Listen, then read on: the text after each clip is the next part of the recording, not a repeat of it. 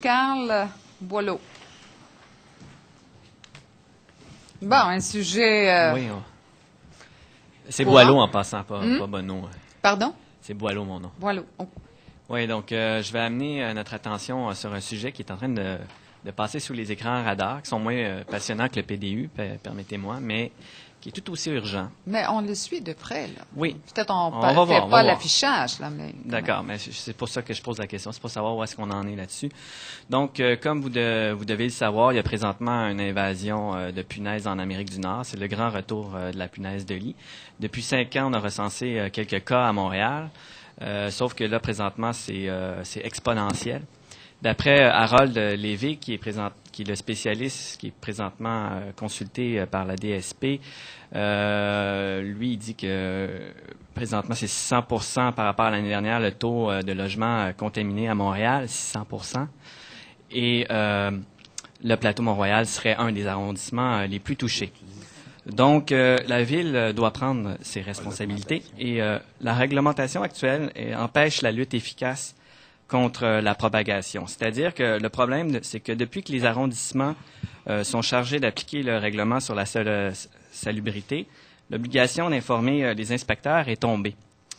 Or, ils ignorent où est-ce que sont menées à Montréal les opérations d'extermination et ils n'ont donc pas de vision d'ensemble des quartiers qui développent le problème.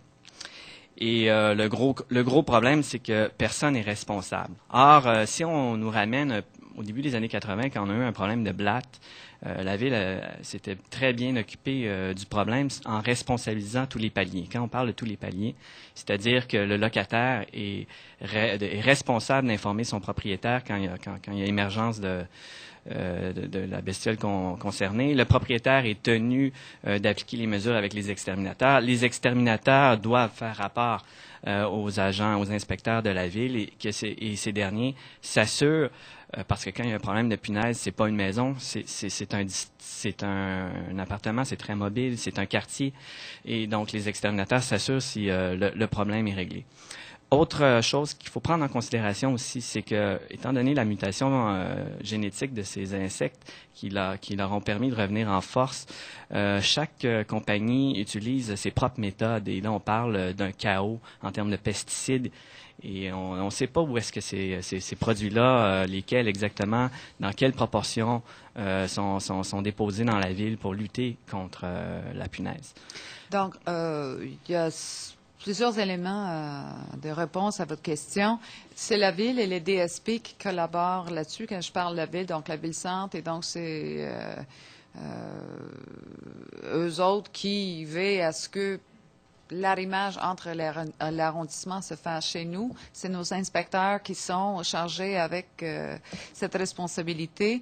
Ce qu'on dit aux citoyens, c'est d'appeler l'arrondissement. On va envoyer des inspecteurs, on va prendre les mesures nécessaires. En ce qui concerne, par contre, les produits qui sont utilisés, là, c'est pas uniquement la ville. Je sais que M. De Souza étudie cette question des produits, leur toxicité, etc. Mais c'est toujours en lien avec les directions de santé publique. C'est pas la ville qui, pour ces produits, a cette expertise. Même dans les pesticides qu'on a bannis pour les fins esthétiques, c'était avec le concours des experts qui se retrouvent à la DSP, puis pas la ville qui détient cette connaissance.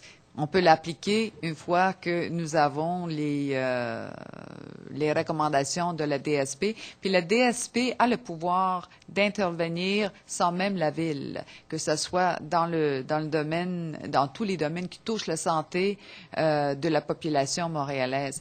Mais il y a, premièrement, il y a une collaboration avec le DSP sur cette question et la ville. Et l'arrondissement est toujours là. Puis on est conscient parce qu'on reçoit des appels, des courriels dans certains secteurs et on sait aussi que le déplacement de ces punaises est très facile.